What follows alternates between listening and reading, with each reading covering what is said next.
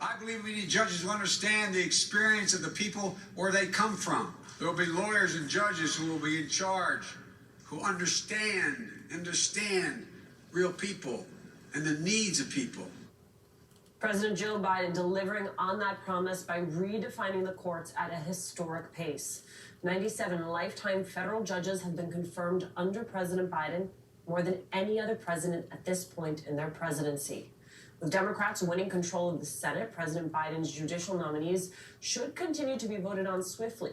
But it's not just the historic pace at which the Biden administration is confirming judges, but the diversity of those judges.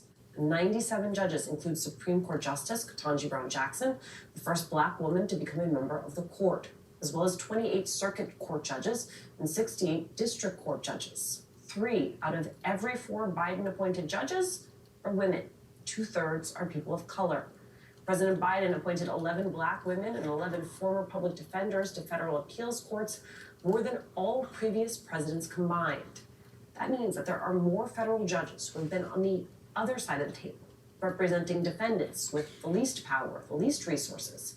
In the justice system, the federal bench is closer to representing America tonight.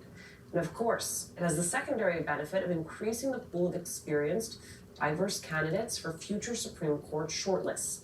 It is some comfort in a year that will be defined by the radical conservatives on the current court stripping away the constitutional right to an abortion, a move which has outlawed abortion in more than a dozen states, most of them states governed by radical Republicans. Republicans in some states are not only targeting access to abortion, but ways to punish people for providing information on the procedure. In an essay for the New York Times, our next guest, Professor Michelle Goodwin, writes, quote, "There are already 2 Americas when it comes to the right to abortion.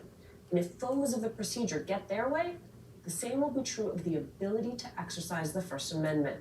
Joining us now is Neil Hawley, Dean and Professor of Law at Howard University School of Law. Also with us, Michelle Goodwin, Chancellor's Professor of Law at the University of California, Irvine. She's the author of Policing the Womb, Invisible Women, and the Criminalization of Motherhood. It is great to see you both. Professor Hawley, I want to start with you. The president's record, this pace of federal judges, put it into context for us. Why is it such a big deal?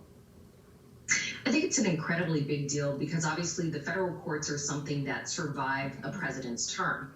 And the federal courts can really make a difference, as you were just talking about in Dobbs. So, for example, President Biden has appointed, as you noted, 11 Black women to the federal appellate courts. In 230 plus years of federal courts, we only had 8 Black women to ever serve on the appellate court. So it's really a historic record of confirmations and nominations that the Biden presidency has really put forth.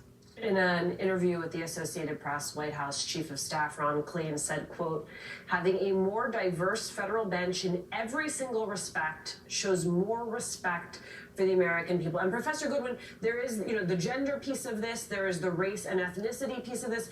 There's also the career diversity, right? The fact that you have more public defenders in the mix, that changes the courts themselves. Well, it absolutely does. And thank you so much for having us both on with you, Alicia. The United States incarcerates more people than any other country in the world, more men and, in fact, more women than any other country in the world. And the fact that we've had a federal bench and also a Supreme Court that fails to represent the wholeness of what America is all about, including the representation of people who have been criminally charged, is itself something that has been a fault in how people have been nominated to our courts, not just the Supreme Court, but also the lower federal courts. And so this is a big corrective, and it's worth noting that we have a constitution where the first 10 amendments, many of them are about protecting people in the criminal justice process, and yet we've not had the federal bench represent that.